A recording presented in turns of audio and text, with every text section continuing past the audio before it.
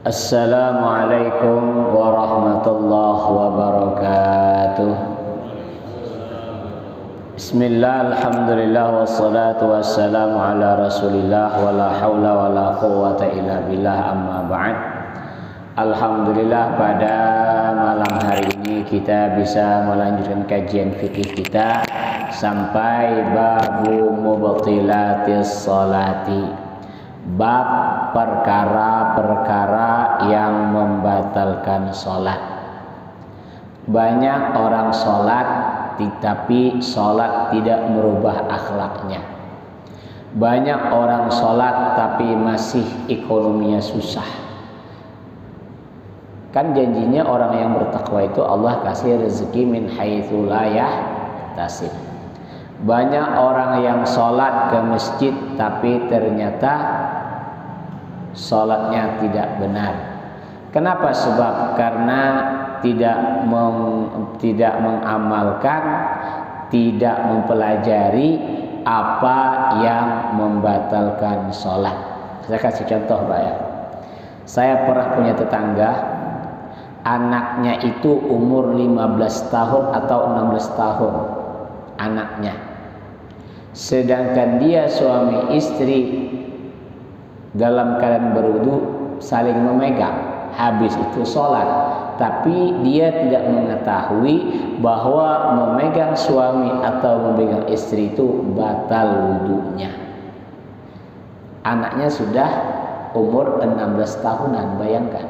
Berarti selama 16 tahun sholat dia yang pernah menyentuh istrinya ketika sudah berwudu, maka tidak sah sholatnya. 16 tahun, bayangkan.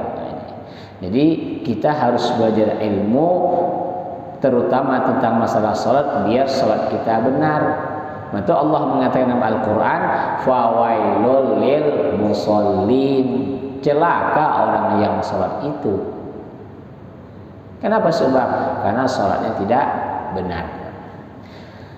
Pada pertemuan malam kali ini kita membahas tentang perkara yang membatalkan sholat.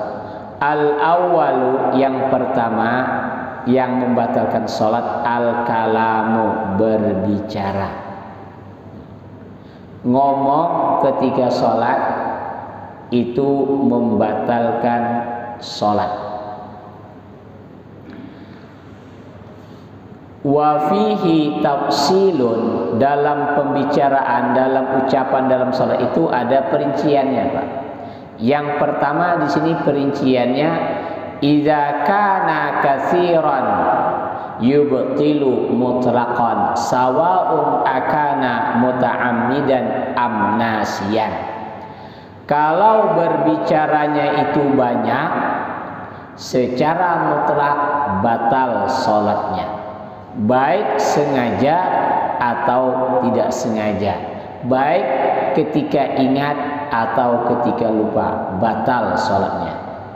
Yang dimaksud banyak itu berapa kalimat? Di sini arba'a kalimatin fa'aksara, 4 kata atau lebih itu dianggap banyak. Sengaja tidak sengaja, lupa atau tidak lupa, maka secara mutlak membatalkan sholat. Yang kedua, idza kana qalilan fayubtilu idza kana muta'ammidan. Kalau berbicaranya sedikit itu bisa membatalkan sholat apabila ada unsur kesengajaan.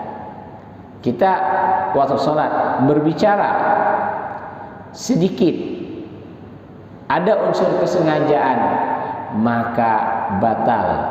Berapa paling sedikit tadi? Aqalla min arba'i kalimatin urfiyatin, kurang dari 4 kalimat, 4 kata. Itu dianggap sedikit aja. Jadi kalau kita ada unsur kesengajaan, maka bisa membatalkan sholat.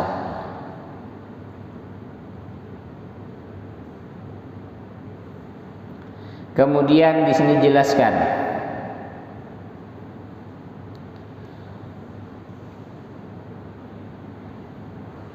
masalah-masalah fil kalam fi shalah, berbicara dalam salat. Yang pertama, la yubtilul kalamul qalilu fi shalah fi thalathi halatin. Berbicara dalam salat, ucapan yang sedikit yang kurang dari 3 kata tadi itu tidak membatalkan salat dengan syarat 1. Idza kana nasiyan, kalau dia lupa, gelamyar salatnya. Kalau dia lupa baca tahiyat tapi baca qunut tapi ternyata sampai ke tak selesai. Karena ada yang bolak-balik. Sama baca surah Al-Kafirun. Banyak ada yang sama hanya bolak-balik tak ketemu akhirnya. Gelamyar dia. Nah, kalau ucapan yang ia ucapkan tadi itu dalam keadaan lupa, enggak batal salatnya. Tapi kalau kurang dari 3 kata. Yang kedua, idza kana jahilan, kalau dia tidak tahu bahwa berbicara dalam salat itu membatalkan salat. Di sini artinya itu bodoh, enggak ngerti ilmunya. Yang ketiga, idza sabaqa lisanu, kalau itu loh, sabaqa lisan itu ini loh apa? Bukan keceplosan, tapi ngomong tapi apa ya? Kalau bahasa kita apa namanya? Sabaqa lisan itu. Kayak keceplosan gitu, tapi bukan keceplosan. Dia baca ini tapi yang dibaca ini gitu loh. Apa namanya itu? Kayak latah gitu ya, bukan latah. Dia mau ngomong A tapi yang disebut B gitu loh. Itu sabaqa lisan itu apa namanya bahasa Indonesianya? Nah, itu tak apa-apa. 3. Yang kedua, an-nutqu bi harfin wahidin, mengucapkan satu kata, la yubtilu idza kana muta'ammidan illa fi thalathi halatin. Berbicara satu kata tidak membatalkan salat walaupun sengaja kecuali di 3 tempat. Berarti selain 3 tempat ini batal salatnya walaupun satu kata. Idza kana al-harfu mamdudan, apabila hurufnya panjang. Qaf panjang. Maka tidak batal kecuali 3 tempat saja. Nah, sini saya ulang lagi. An-nutqu bi harfin wahidin, mengucapkan dengan satu huruf, la yubtilu, tidak batal, wa in kana muta'ammidan, sekalipun sengaja, illa, kecuali.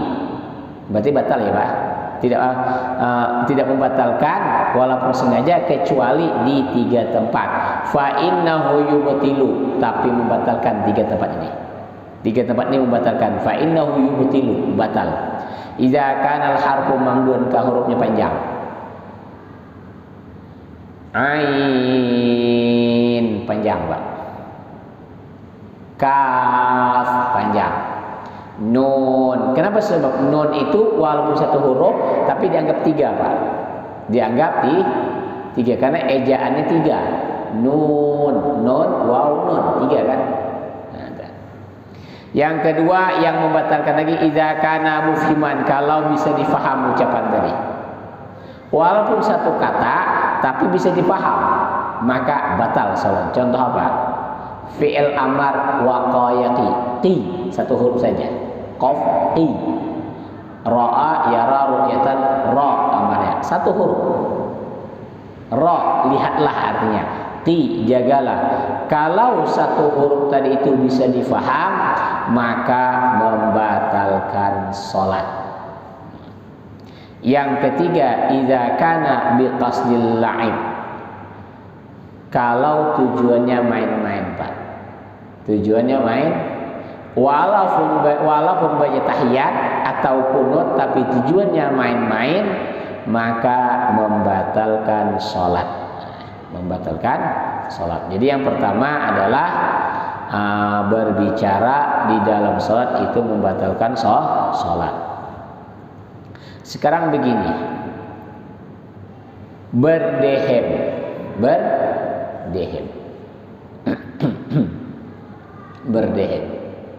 berdehem itu membatalkan salatkah ataupun tidak? Di sini dijelaskan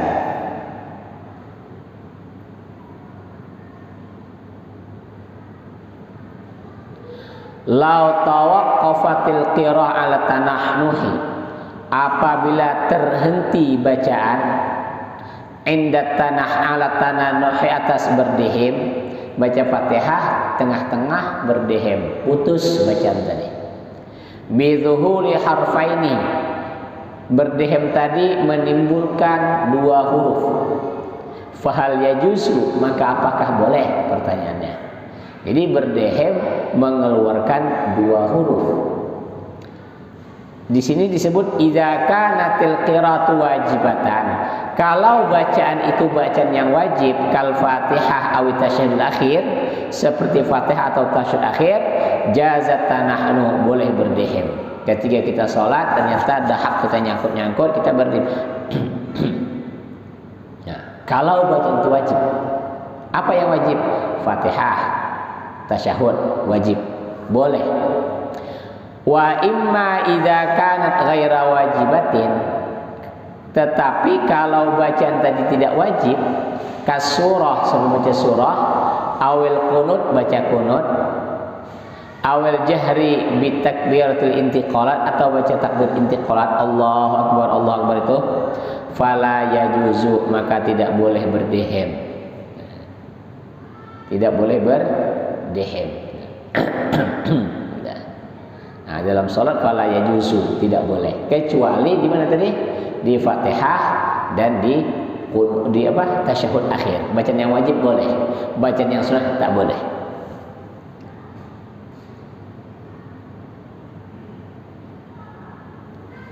Di sini ada kasus nih. Lau tanah nahal imam, seorang imam berdehem, kan? Fa dhahara minhu harfani, dehemnya tadi mengeluarkan dua huruf. Fahal yajibu alal makmum mufaraqatu, apakah wajib atas makmum berpisah dari imam? Imam berdehem, ternyata terdengar oleh makmum keluar dua huruf. Apakah wajib makmum mufaraqah, berpisah? Jawabannya la yajibu, tidak wajib. Lihtimali udhrihi, mungkin itu imam tadi itu ada uzurnya dia. Jadi kalau ada imam berdehem, jangan mufaraqah, husnudzan dululah. Bersangka baik. Mungkin imamnya dia ada uzur, ada alasan tertentu dia berdehem. Ini yang pertama adalah apa namanya?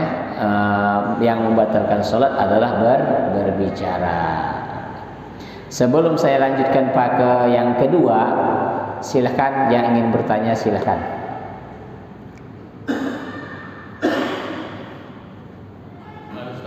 Iya. Kalau bersin ada kategori nggak Ustaz? Apa? Bersin. Bersin. Bersin itu kan saudaranya tanah, saudaranya berdehem. Kalau bersin tadi memang menimbulkan suara, cuy gitu dia keluar kayak gitu. Menimbulkan suara Ustaz. Kalau menimbulkan dua huruf dan bisa difaham, ada unsur kesengajaan, batal sholat nanti.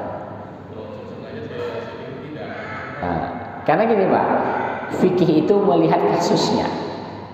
Kalau ada unsur kesengajaan, contoh gini, anak pondok itu yang baru belajar, dia paling suka bersin Pak, sama berdehem. Ujung sana berdehem, entah di mana lagi yang berdehem. Namanya anak-anak. Apalagi anak belum balik Pak, diajari bab fikih, dia bilang, Ustaz, saya kan belum wajib sholat.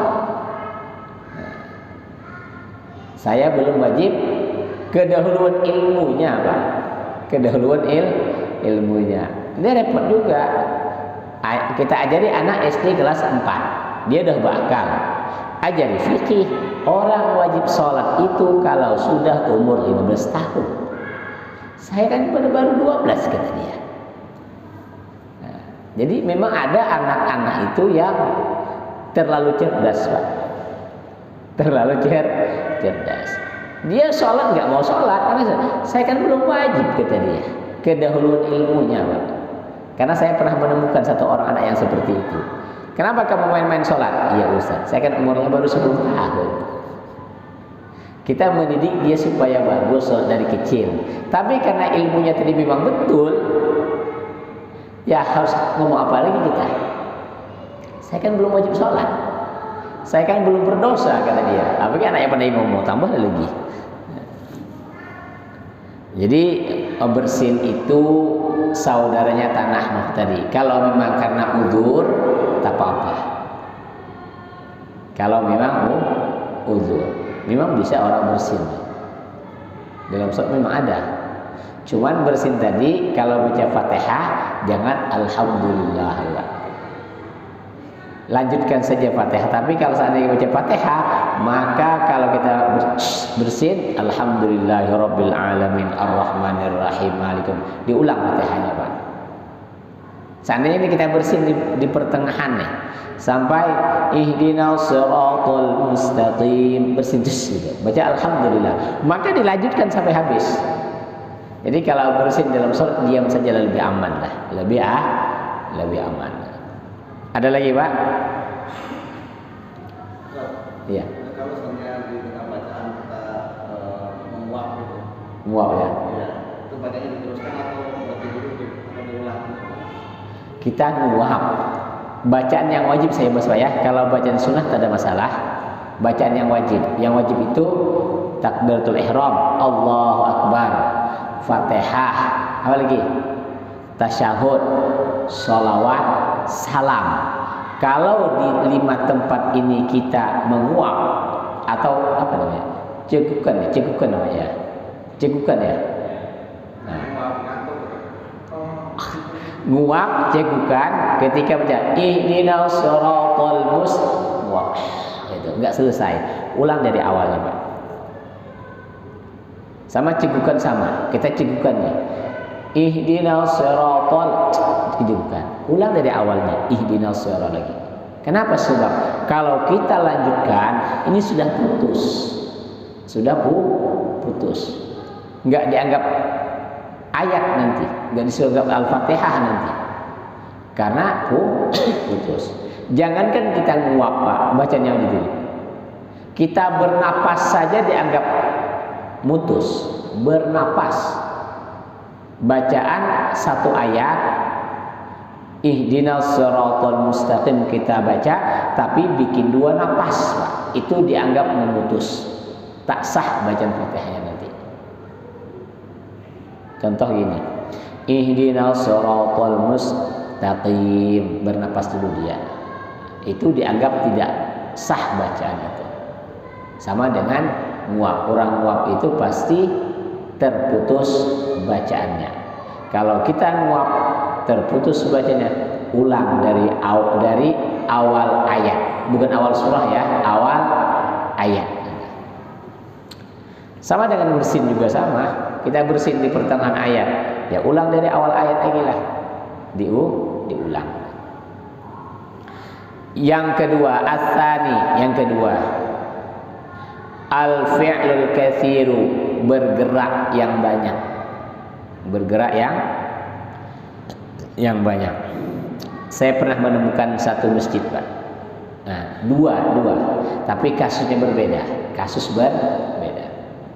Yang satu bismillahirrahmanirrahim, goyang-goyang ini imamnya. Goyang.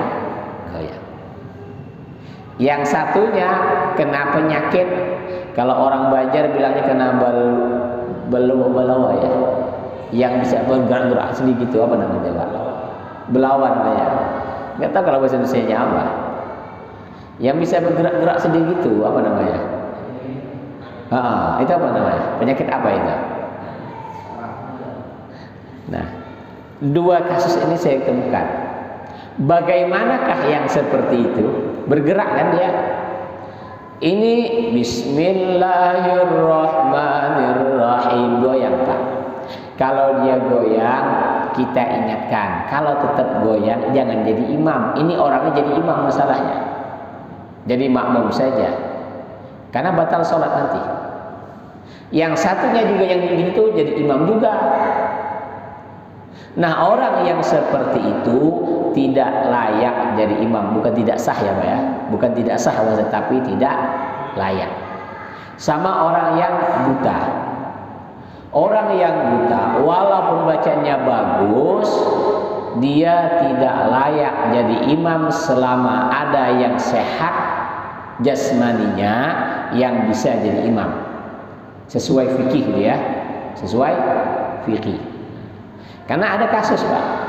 Ada satu kasus masjid, memang orang itu buta, hafalan Al-Qur'annya banyak, suaranya merdu, bacanya sedap. Cuman untuk jadi imam boleh, tapi lebih baik, lebih afdal yang sehat. Kenapa sebab begitu? Karena dia nggak nampak dia itu menghadap kiblat atau tidak. Contohnya, dia sholat marah, dia kiblat dia tidak tahu kemana arahnya. Yang kedua, ketiga ia istinja, cebok, dia tak nampak itu kemana-mana kepercikannya. Kalau untuk dirinya oke, karena dia uzur, karena ada alasan untuk dirinya. Tapi kalau untuk jadi imam, nah ini yang jadi masalah. Karena pernah ada sebuah kasus, bukan karena memang masyarakat kita ini kebalik, Pak. Kata ulama, adunya makus wala tarasyid lahu makus. Engkau lihat dunia itu jungkar balik, balik. Tidak ada engkau lihat sesuatu kecuali jungkar balik. Contoh saya kasih di Batam nih, Pak. Umumnya, yang jadi imam itu yang penting suara sedap, hafalan banyak, suara sedap, oke. Sedangkan ilmu fikih nggak dipakai, tidak dipakai. Bahkan ada orang yang suara sedap ngaji, ternyata tumak ninah pun tak faham. Tumak ninah tidak faham. Jangan kita hanya terlena dengan suaranya yang merdu, jangan. Tapi harus disertai dengan ilmu juga. Karena di Batam ini suara merdu itulah yang nomor satu. Ngerti fikih tak ngerti tidak urusan. Yang penting suara merdu. Ada kasusnya begini lagi, Pak. Bacanya begini, Bismillahirrohmanirrohim. Saya kalau sholat Jumat di masjid itu paling was-was saya. Sudahlah tidak, kalau kita tak paham, ya belajarlah, belajar. Jangan mentang-mentang kita dianggap orang tua di perumahan, kita yang tak bisa apa-apa pun maju menjadi imam. Kita lihat posisi diri kita. Kalau ada yang muda yang bagus, silahkan yang muda, itu hak dia. Ini bacanya tak jelas. Ihdinas siratal mustaqim bacanya. Sedangkan yang muda ada yang bagus tapi tidak boleh maju. Jadi sesuaikanlah. Jangan kita pakai ego kita. Kalau selama itu benar secara fikih, siapapun mau jadi imam, tafadhol, monggo. Ini tidak, kadang ada sebuah perumahan itu yang muda nggak boleh maju. Padahal yang muda itu berilmu, yang tua tak berilmu. Dia menguasai semuanya. Nah, diingatkan marah-marah, itulah manusia dari manusia. Al-fi'lul katsiru, bergerak yang banyak. Bagaimana yang banyak? Wa huwa salasu harakatin, 3 gerakan, Pak. 3 gerakan itu gimana kita contohkan? Ini 1, 2, 3 ya. Kita kan begini sholat nih. 1, 2, 3. Bergerak besar. Salasu harakatin, 3 gerakan. Walau sahwan, walaupun lupa, batal sholatnya, Pak. Bisyarti antakuna mutawaliyatan, dengan syarat 3 gerakan tadi itu berurutan. Kan begini, 1, 2, 3 berurutan. Kalau begini dianggap 1, Pak, contoh. Diam dia, baru ke sini. Itu dianggap 1 dia, 1 gerakan. Saya kasih contoh paling gampang. Orang masbuk, orang masbuk ya, apa namanya? Orang mundur ketika sholat. Dia kan sholat berdua nih. Tiba-tiba di pertengahan sholat ada orang datang lagi, datang. Dia kan mundur nih. Mundur itu hati-hati, jangan 3 gerakan berturut-turut. Mundur 1 langkah, 2, 3 stop dulu Pak, jangan. Ya, jangan. Ini tak kayak orang jalan kaki aja. Mundur, mundur ke belakang. Hati-hati di dalam mundurnya tadi itu. Ini banyak kasus seperti itu. Nah, jadi gerakan 3 kali gerakan batal walaupun lupa dengan syarat gerakan besar tadi itu, gerakan yang banyak tadi itu berurutan. Saya kasih contoh, anak-anak paling banyak sholat begini, bergaru-garu gini. Ada yang sambil baguskan kopiah, ada yang sambil baguskan sarung Pak. Ketika rukuk sambil membaguskan sarung. Kalau gerakan itu 3 kali berturut-turut, batal sholatnya. Jadi kalau kita gatal mau bergaru tuh gini Pak, taruh sini tangannya, taruh sini. Ini kan yang agak kecil ya. Kalau begini dia agak besar. Bahkan ada waktu kunut, Allahumma hdina fi man hadait, Allahumma hdina fi man hadait, kata Imam Nawawi, kata dia. Ada Pak. Nah itu gerakan besar, maka bisa membatalkan sholat.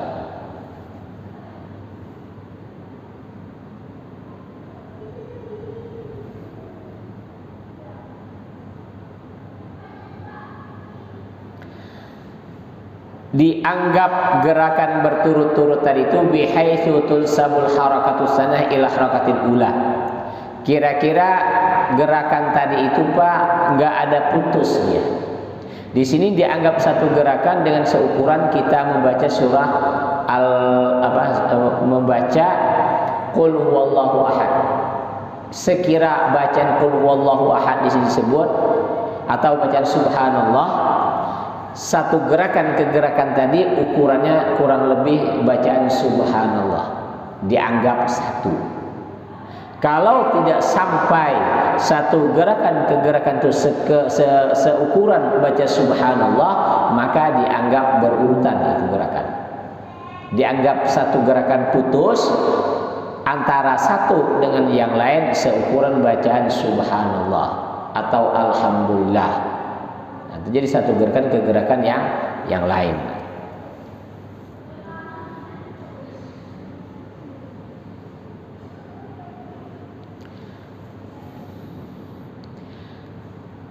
Itu kalau gerakan 3 yang banyak Pak, yang banyak. Nah, kalau gerakan itu 1 kali atau kali gimana? Al harakatul wahidah awil harakatani, 2 gerakan atau 1 gerakan tadi, la tubtilu sholata wa in ta'ammadaha, tidak membatalkan sholat walaupun dalam keadaan sengaja. Yang penting 1 dan 2 gerakan. Sengaja dia bergerak tidak batal sholatnya, illa fi salasi halatin, kecuali dalam 3 perkara batal sholatnya. Yang pertama apa? Idza kanat bi qasdil la'ib, kalau bergerak tadi tujuan main-main, contoh tujuannya main-main. Kalau ada unsur main-main, contoh kalau anak-anak sholat, itu anak-anak Pak, ganggu teman sebelahnya. Nah, itu kalau ada tujuan main-main walaupun 1 gerakan, maka batal sholatnya. Yang kedua, idza kanat fahishatan, kalau perbuatan gerakan tadi itu jorok Pak, keji, fahisyah, enggak bagus, nah, itu, maka membatalkan sholat. Yang ketiga, idza nawa ayataharraka salasa harakatin, apabila ia berniat untuk bergerak 3 kali, fa bi mujarradi ayyasha'a bil harakatil ula batalat sholatu. Kalau dia sudah berniat untuk bergerak 3 kali, di sini idza nawa ayataharraka salasa harakatin, dia niat bergerak 3 kali. Fa bi mujarradi ayasyra'a bil harakatil ula, kemudian hanya baru dimulai satu kali gerakan, batalat salatuhu, batal salatnya.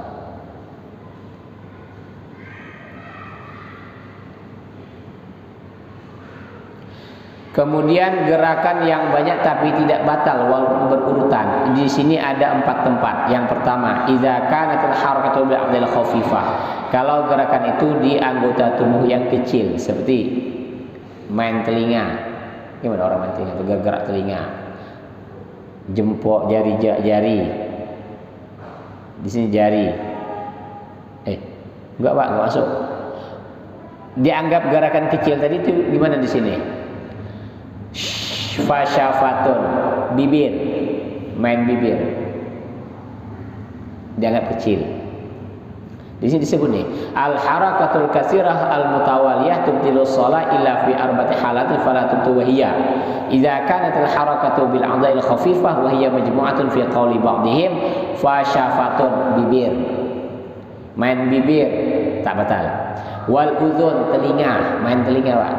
Kan ada orang yang suka gerak-gerakan telinga, tak. Wal lisan, lidah, menggerakkan lidah. Wa dzakarun, teman yang bawah, bergerak tak apa-apa. Bergerak itu tak batal Pak. Wal jafnu, apa ya? Jafnu itu ini apa namanya? Matanya apa namanya ini? Yang gitu ya. Apa nih? Jafnu itu pulpuk mata ya, pulpuk mata sini ya. Itu tidak batal. Jadi di sini jari jemari nggak masuk Pak. Tapi guru-guru dulu menjelaskan jari ini termasuk kecil gitulah. Termasuk ya kecil, tapi di kitab ini tak disebut di sini.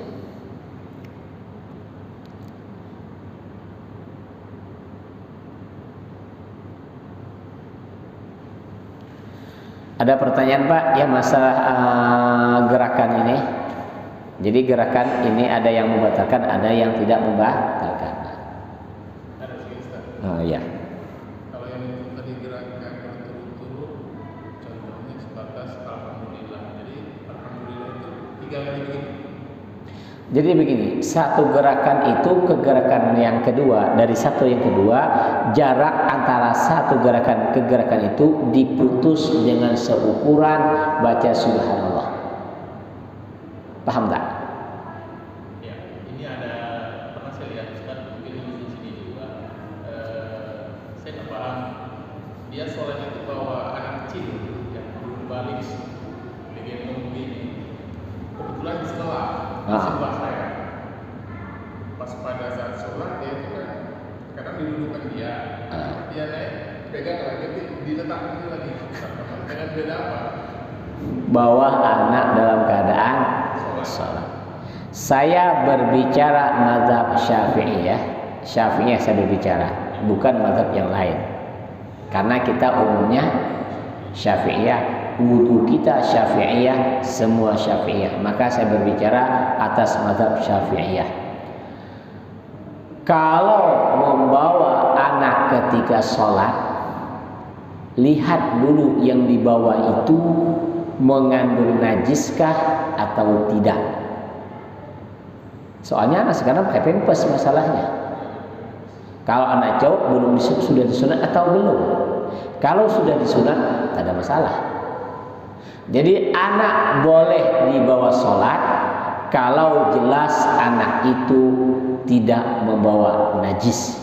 Itu satu kuncinya. Artinya tidak membawa najis, dia sudah dihitan. Atau kalau dia pipis dicuci sesuai aturan fikih. Kemudian kalau dia perempuan atau laki tidak pakai pampers lagi. Kalau dia pipis nyucinya benar, kan kita. Kalau dia sholat membawa anak tadi bersih, tidak ada bawa najis, yang penting bergeraknya tadi itu tidak membatalkan sholat. Kalau gerakan tadi banyak dan sampai membatalkan sholat, Syafi'iyah mengatakan batal itu kalau gerakan banyak.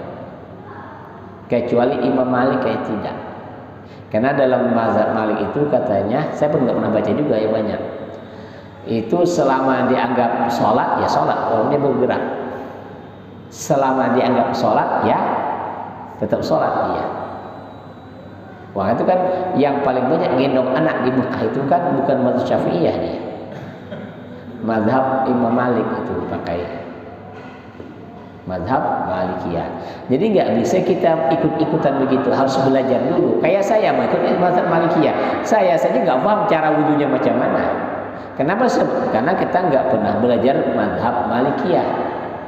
Kecuali kita beli kitabnya, kita pelajari dulu. Yang saya tahu mazhab Malikiyah itu sama Syafi'iyah hanya di masalah Bismillah dengan kunut. Itu cuma yang sering dibahas. Yang lain tak ada dibahas.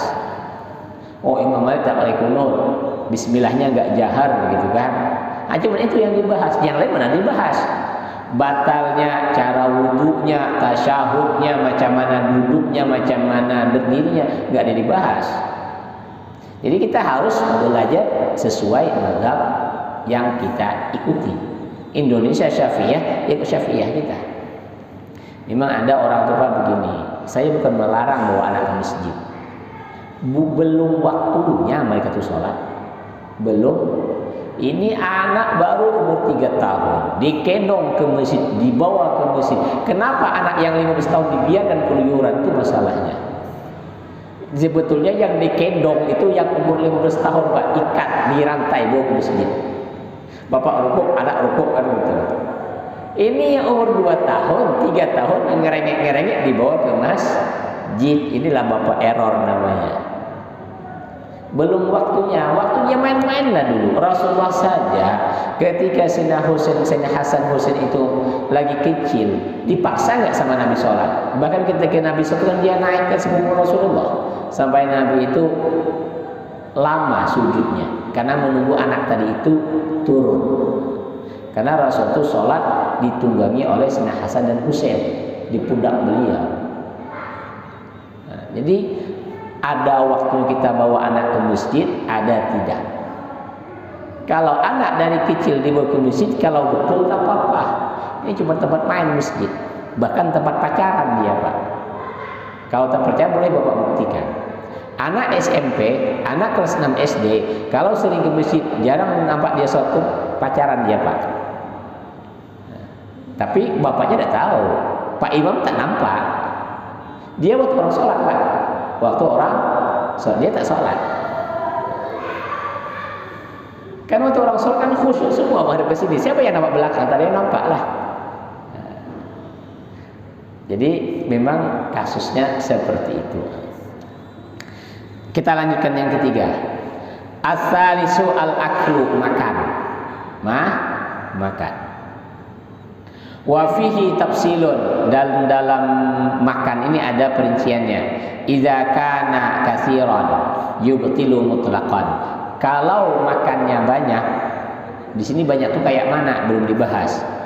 Maka secara mutlak batal salatnya. Sawaun akana sahwan aw amdan. Baik dia lupa ataupun sengaja, batal. Idza kana qalilan, kalau sedikit, la yubtilu illa idza ta'ammadahu, tidak batal kecuali ada unsur kesengajaan. Jadi kalau kita sholat makan makanan, kalau dia banyak membatalkan sholat sengaja atau lupa. Tapi kalau dia sedikit ketelan gitu, maka tidak batal kecuali ada unsur kesengajaan. Sekarang kata apa ya, definisi sedikit itu gimana?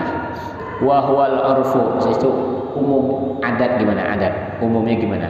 Di sini disebut nih, bi qadri simsimatin au simsimataini, 2 biji simsim, anggap 2 biji nasi lah Pak, kurang lebih lah. Itu dianggap sedikit.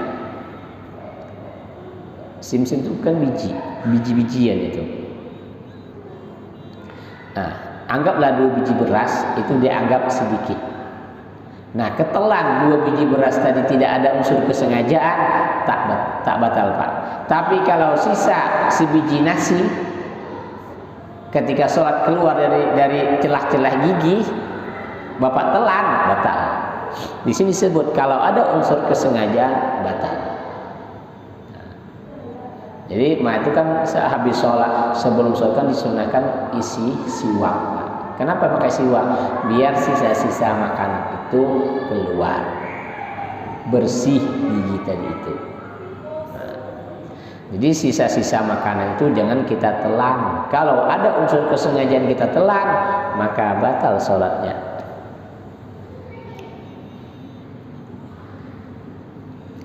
Jadi yang ketiga adalah berbicara. Berbicara adalah berbicara apa? Makan. Kalau kita makan, maka batal. Ini sama dengan kita minum kopi. Habis minum kopi masih pahit, masih manis, langsung sholat. Air ludah kita bercampur dengan yang manis tadi itu. Tentu sebelum sholat itu kumur-kumur. Yang merokok jangan merokok lagi. Habis berwudu jangan merokok. Kenapa? Sebab biar sholat kita itu baik.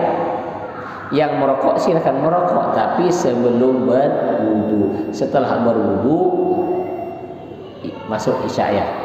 Yang terakhir saya singkat saja, karena yang terakhir meninggalkan salah satu daripada rukun sholat atau syarat sholat maka batal. Salah satu rukun, salah satu syarat sholat ia tinggalkan, maka batal sholatnya. Jadi ada 4 perkara yang membatalkan sholat. Yang pertama adalah berbicara, yang kedua makan, yang ketiga bergerak, yang keempat meninggalkan salah satu dari rukun atau salah satu dari syarat sholat. Apabila itu tertinggal, maka tidak sahlah sholatnya karena isya sudah masuk. Wallahu a'lam bishawab. Subhanakallahumma wa bihamdika asyhadu an la ilaha illa anta astaghfiruka wa atubu ilaik.